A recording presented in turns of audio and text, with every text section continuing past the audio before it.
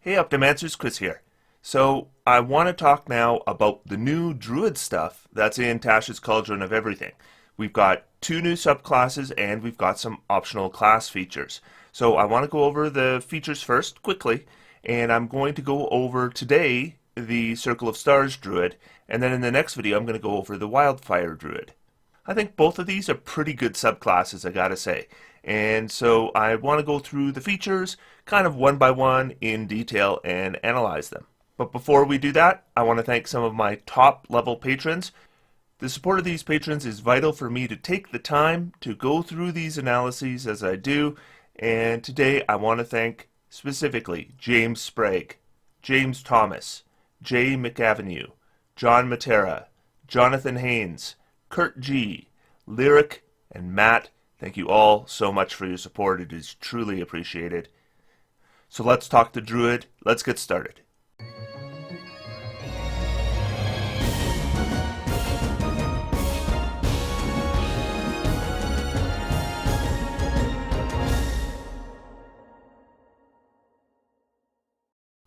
So in Tasha's Cauldron of Everything, they have added 3 optional class features for the Druid. Now it is important to remember, as with all the optional class features in Tasha's Cauldron of Everything, these are up to your DM to allow, so make sure to check with them first. The first thing that the Druid gets is an expanded spell list, so they add a bunch of spells, a lot of them from the Player's Handbook. So these aren't just new spells from this book. Altogether, there are 16 spells added from 1st level through 8th level. Now there are some of these spells that I don't think are big additions. Adding Incendiary Cloud, adding Flesh to Stone. I don't think these are spells that you're likely to take or cast. But there are a lot of spells here that I definitely would consider taking, or even definitely take. Now we see 3 spells from Tasha's Cauldron of Everything added, and they are all summoning spells. And the big thing here is Druids already have a really good summoning spell available at level 3, but we actually get a summoning spell available at 2nd level, and that's the Summon Beast spell. So giving Druids access to summoning at level 3 instead of level 5 is a significant change. And there are some non-summoning spells here I think are pretty solid too. Enlarge Reduce can be very useful. Revivify is a great spell. Fire Shield is a good spell. Cone of Cold I don't think is a super powerful spell, but I do think it does give at least the Druid some more non-concentration blasting options. One spell I definitely like seeing on here is Aura Vitality. Healing Spirit has been errated, so it is not nearly as good as it used to be. So Aura Vitality once again puts the Druid back in a pretty strong healing position. We also get 2 new rituals, Augury and Divination, and these can be very useful rituals. They're not ones I would necessarily have prepared all the time, but having them there available to add to your list, because remember Druids can change their spell list after every long rest, is still really good. So overall, this list definitely increases the power of Druids. Now, is this list appropriate for Druids? Yeah, I don't think there's anything really out of line here. This all kind of fits fairly well within what we think of a Druid, so I'm not sure why spells like Fire Shield, I'm not sure why spells like Revivify weren't always on the Druid spell list, so them being there now I think makes a lot of sense. The second optional class feature that we get is the Wild Companion. This will come at 2nd level, and it is a new way to use your Wild Shape feature. So instead of using your Wild Shape feature on Wild Shaping, you can use it to cast the Find Familiar spell, and there's no material component, so you don't need the Brazier or the special incense. Now there's a couple changes from the Find Familiar spell. The first is that you don't get to choose the type of spirit, it's automatically a Fey spirit. That really makes no mechanical difference at all. And the second thing is that the familiar is going to disappear after a number of hours equal to half your Druid level. So that's the same duration that you would get from a Wild Shape. So normally familiars, when you cast Find Familiar, they last indefinitely. This one is going to last, when you get this at 2nd level, for 1 hour. Is a familiar good for 1 hour? Absolutely. But if you want to have a familiar pretty much consistently as a Druid, you will be using your Wild Shapes on this rather than Wild Shape. Now, if you have very short durations between your short rests and your familiars tend not to die, you may be able to do both Wild Shape and a familiar for most of that time. But I think in most cases, you're probably going to be choosing one or the other. But of course, you can make different decisions at different times. Extra options for Wild Shape is something I'm always in favor of. When you are playing a Moon Druid, of course, you're going to be Wild Shaping. But when you are playing any other kind of Druid, sometimes you just don't use your Wild Shape. So having some options for that, so that you can use it, is something I'm always going to be in favor of. The final optional class feature is Cantrip Versatility. This will come at 4th level, and it will allow you to change out your cantrips. Now, you can't change out your cantrips without limitations. They are limited to the levels where you gain an ability score improvement, so that's like 4th, 8th, 12th, 16th, 19th level, and also each time you can only change one cantrip. Now, I've always been in favor of the idea that cantrips should be able to be changed at some point, and for druids, I really like it. I think it is better for druids than it is for maybe any other spellcasting class. And the reason for that is that druids, number one, they only have 2 cantrips to start out with. That's half what a sorcerer has. When you are a first level druid, picking your cantrips is hard, because with only 2 cantrips and a pretty good cantrip list, it is not easy to come up with which options you want to take. And then we have cantrips like Shillelagh. And when you are playing a druid, Shillelagh is really attractive. If you end up in combat, you want to be able to participate in some kind of meaningful way. And Shillelagh is a way you can do that at low levels, because with a D8 plus your ability score modifier, which is your wisdom, a druid can be doing damage similar to the martial characters. But I'm always hesitant to take Shillelagh because then level 5 happens. And at level 5, all the attack cantrips are scaling and the martials are getting extra attack, and Shillelagh does not change. So suddenly making an attack with a Shillelagh at level 5 and above is not really worthwhile. So when we have this option, what we could do is we could take Shillelagh at level 1, and maybe at level 4, now it's time to switch it out. Maybe you switch it out for Primal Savagery, maybe you switch it out for Thorn Whip. There's not really a wrong answer, because all the attack cantrips that are scaling are eventually going to be better than Shillelagh. So Cantrip Versatility for me is a big win for druids. So let's get into the actual druid subclasses. We actually have 3 subclasses printed in Tasha's Cauldron of Everything, but only 2 of them are new. Circle of Spores is a reprint, and I have actually gone over Circle of Spores before. So if you are interested in what I would do with a Circle of Spores Druid and how I think about the features, I'll link a video in the video description, and you can go there and check that out, because my opinions on it have not changed at all. But today, I want to go over the Circle of Stars Druid, and a lot of people have asked me for my opinion on this, because there are a lot of features on this subclass that really jump out. And as I said at the beginning of this video, I think this is a very good subclass. Now, I'm not convinced that it is significantly better than the Wildfire Druid. In fact, I think they are actually in pretty close competition. And I'll probably go over that more in detail on my next video when I talk about the Wildfire Druid, because I think that a lot of people are looking at that as the weaker option. I'm not necessarily seeing that. What I'm seeing are 2 Druid subclasses that are both very good. Now, neither of them are as mechanically powerful as a Moon Druid at 2nd level, because the Moon Druid has a very strange power curve. And you're going to see at 2nd level a Moon Druid just skyrocket to becoming the most powerful member of the party, and then that power wanes as you go up in level.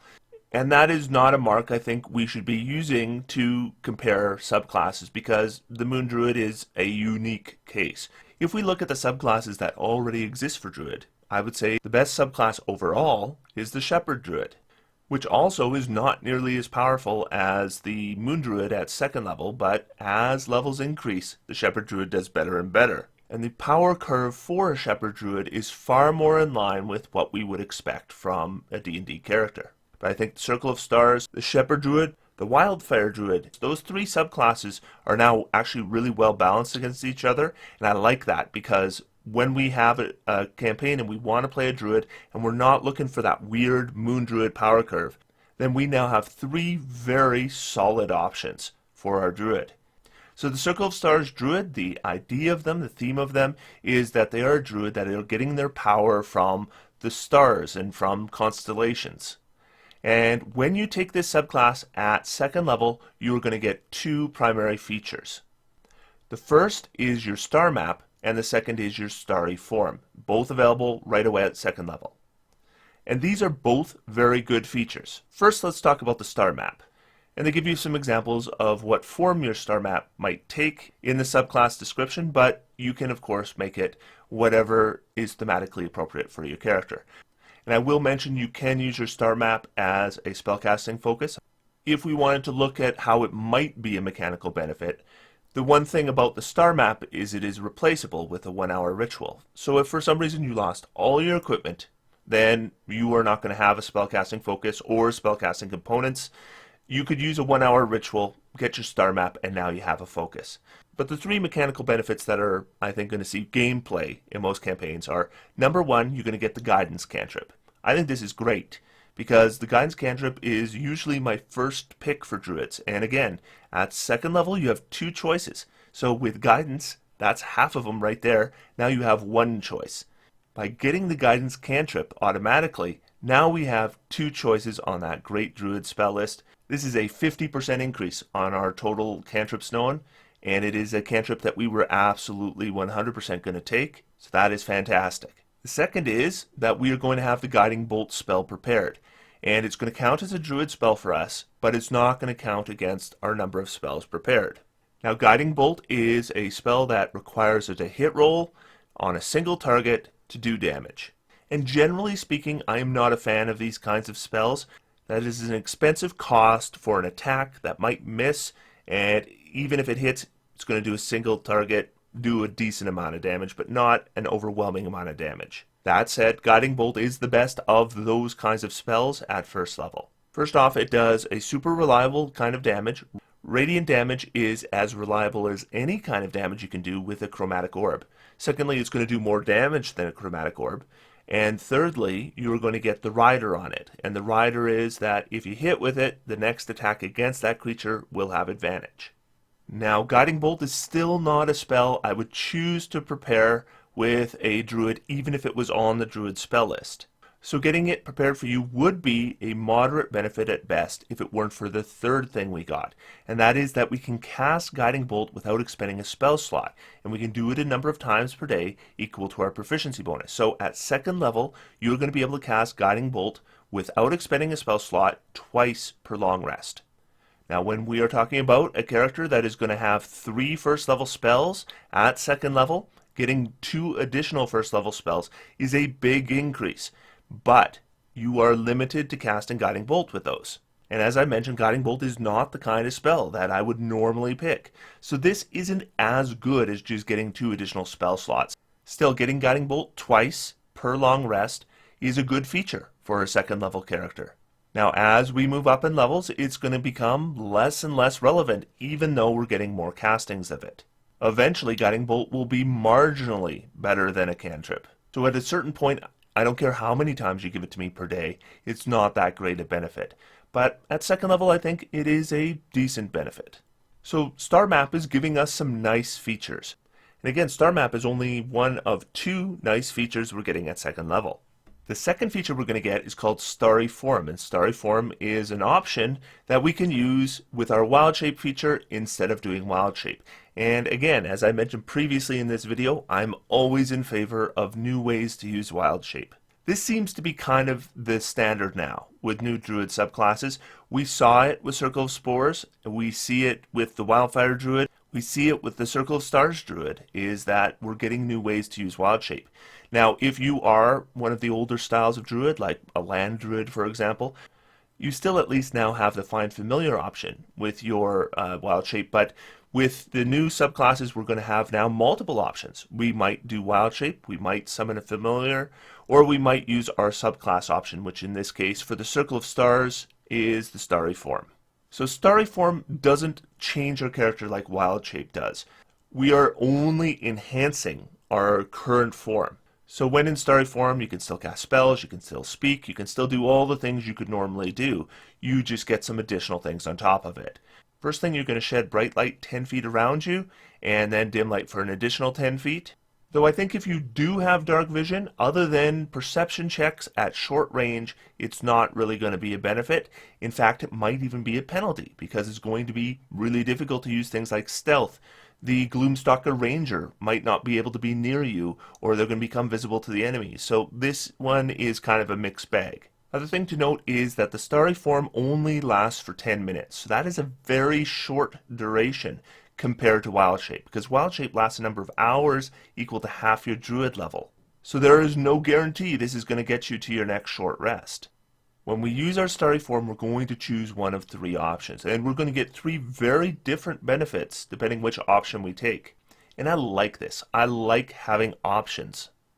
And none of these options are bad as far as I'm concerned, and I might choose different ones depending on the situation. Our first option is the Archer. And so when we activate this form, which takes a bonus action to set up, but it doesn't use up our bonus action because we can still do the special attack on that turn. We can make a ranged spell attack, and that ranged spell attack has a 60-foot range and does 1d8 plus our wisdom modifier in radiant damage. This is a spell attack, so it is based off our wisdom, and so if we are in the back and we are hurling cantrips, Archer is going to more than double the damage we do before level 5. Now I will say that I think the Archer is going to lose some luster at level 5 because it doesn't scale at level 5. But if we're looking for doing damage, the Archer is probably going to do as much damage as, say, doing a Flaming Sphere. And it's not going to use a spell slot, and it's not going to use our concentration. Now we can't do it with a Flaming Sphere because both of them would require our bonus actions. But if we're just looking to do damage, I think Archer is a good choice for us. We are not going to do the kind of damage that a true ranged combatant could do. You get a Marshal with Crossbow Expert and Sharpshooter. They're definitely out-damaging the Druid by a long degree, even if you have the Archer Starry Form. But if you want to be relevant, cantrips do crappy damage, but you do some crappy cantrip damage, and then you add the Archer damage on top of it. Now you're into at least moderate levels of damage, especially at those lower levels. The Chalice is a nice option for us if we want to do some healing. Whenever we use a spell using a spell slot that restores hit points to a creature, doesn't necessarily have to be a Druid spell, so if we're multi-classed, we can still take advantage of this with the spells from our other classes. We can heal either ourselves or another creature within 30 feet, so that's the same range as a healing word, and they regain 1d8 plus our wisdom modifier in hit points. Now it can't be the initial creature, so if I cast healing word on one character, they can't also benefit from the chalice. It has to be somebody else. But if I am going to cast healing word on somebody, then the chalice is actually going to heal somebody else even more, because it's adding a d8 instead of a d4, and it has the same range. So if we're wanting to heal multiple party members, I think the Chalice is a nice option for us. Now again, like with the Archer, I don't think this scales all that well, but I think at second level, it's pretty potent. The one that does scale well, as far as I'm concerned, and I think probably the best form as far as I'm concerned, is the Dragon. When you take the Dragon form, you get three benefits. Whenever we make an intelligence check, a wisdom check, or a constitution saving throw to maintain concentration on a spell, we can treat any roll of 9 or lower on the d20 as 10. This means as long as we don't have a negative modifier to our constitution saving throw, most concentration saves are automatic now. Because you have to take 22 points of damage or more before you have to make a constitution save of DC 11 or higher. And I think it is a safe bet that most Druids are probably going to have a positive Constitution modifier. Certainly any Druid I make will, but I will say that that's a really nice ability. I mean, normally we have to consider taking feats in order to maintain concentration, and the Dragon form is better than any of the feats as far as I'm concerned. And getting the automatic 10 or higher on intelligence or wisdom checks, that just is nice fuel to the fire. It makes this a little bit better form.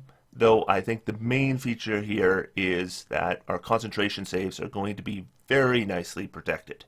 And when you are a Druid, your spell list is largely centered on concentration spells. And so protecting your concentration is going to be very important.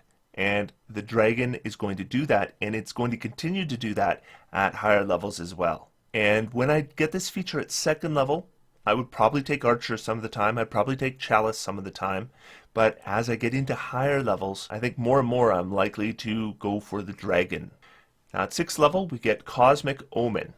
And what Cosmic Omen does is it gives us a special reaction we can use a number of times equal to our proficiency bonus per long rest. So at 6th level, we're going to be able to do this 3 times, and it's eventually going to scale to 6 times. But for most of your adventuring career, you're probably looking at 3.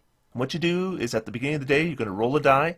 If you roll even, you get the wheel ability, and if you roll odd, you get the woe ability. The wheel ability is going to allow you to add a d6 to somebody's attack roll, saving throw, or ability check if they're within 30 feet of you using your reaction. And the woe ability, you can subtract a d6 from somebody's attack roll, saving throw, or ability check within 30 feet of you. Now when it comes to abilities like this, there's 3 different types we see. We see the ones where we add the benefit or subtract the penalty before the roll is made. We see the ones where the die roll is made and then we add the modifier or subtract the modifier, but before the results are determined. And then the ones that we determine the results and then we apply the modifier, and it might change those results. Now of those 3, the first is the weakest, because we don't know what that die roll is going to be. So we don't even know if that modifier is needed. Still, I don't want to despair on subtracting a d6 from somebody's saving throw. That is a big deal.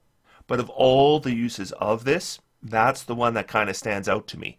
The rest of them, I think there's a lot of chance involved. d6 to an initiative roll, I could see being really good. But I mean, if somebody's going to make a saving throw, you don't know if they need that d6. Maybe they're going to roll well, and then they didn't need it in the first place. Or maybe they're going to roll so poorly that the d6 couldn't possibly help. And because we have to apply this before the roll is made, we don't know. So I think quite often this ability is going to be used and have no impact.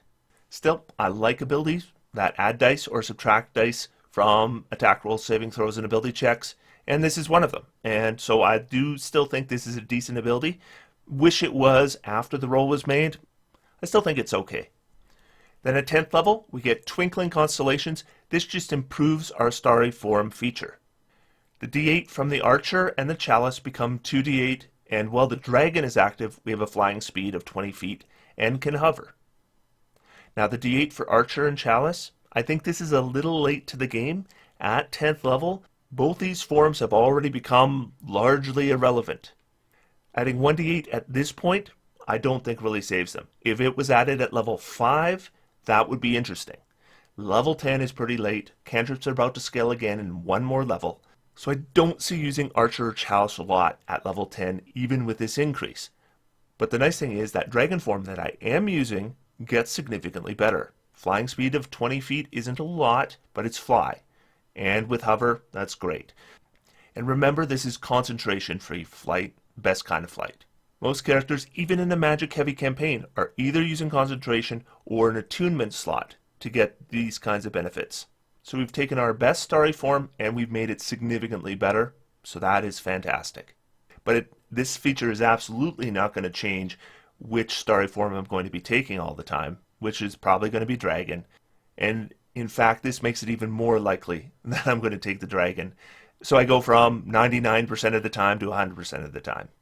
And then we get a 14th level feature, which again improves our Starry form. We're going to get resistance to bludgeoning, piercing, and slashing damage while we're in our Starry form. Most damage we take in this game is one of those types. So overall, I think Circle of Stars gets a lot of great stuff. Now, the only thing that kind of concerns me about this subclass is so much of it is jammed into the Starry form, which is probably going to be our only use of Wild Shape. We're going to want to be in our Starry form pretty much all the time. And the issue with that is the duration. The duration of 10 minutes could be a problem. Now, there are some campaigns where that 10 minutes is going to be plenty. And remember, it's technically 20 minutes per short rest because we can use it twice. But I've absolutely played in campaigns where the length of time between short rests is significantly more than 20 minutes, especially when we get into situations where some characters might want to be casting rituals after combat. That's 10 minutes alone. And it is pretty vital for this character to remain in their Starry form. because honestly, this druid, when they're not in their starry form, is going to feel a lot like playing a druid without a subclass at all. So that's my only concern with this subclass is I wish that duration on Starry Form was a little bit longer. I'd feel a lot more comfortable with that. Though I do think in a lot of campaigns you're going to be able to maintain your Starry Form pretty much indefinitely when you're talking about actually being in combat. But I don't think that's universal, so that's something to consider before you consider this subclass. But as far as the features go, I think we get a lot of good stuff here. At low levels, that extra cantrip is really nice. I like the ability to be able to cast Guiding Bolt a couple times in combat at low levels. At high levels, I still might cast it some of the time instead of a cantrip. It's probably always going to be as good as a cantrip. And the Starry Form ability is really good. And at low levels, I think we have 3 valid options. I think at high levels, we have 1 valid option. Cosmic Omen is a nice add-on, and one of the things I do like about it is that we can actually use it when we're not in our Starry Form. It's really the only thing we get other than our star map that we can use outside of our Starry Form. And so I think that is a nice addition, though again I wish it was something that we could add after die rolls were made. Now why would I play a Circle of Stars Druid? The main reason I would do it is for a Starry Form, and specifically for the Dragon Form.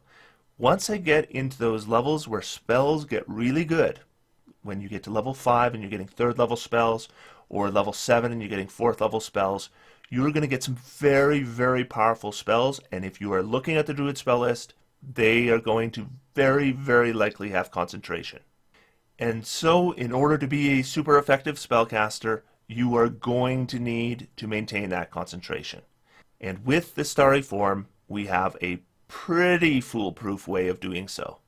It also gives us the ability that, when we get to 4th level or 8th level, we don't necessarily have to take a feat to boost our concentration. We could potentially increase our wisdom, which would be great, or maybe we take another feat altogether. And that is a kind of freedom that spellcasters usually don't get. So that is definitely an attractive feature for me. So in our next video, I am going to go over the Circle of Wildfire that I also think is a really strong addition to Druids. So I hope you'll join me for that. Until then, I'm going to sit back, relax, and have some fun. D&D's for everyone. Thanks, everyone. Talk to you next week.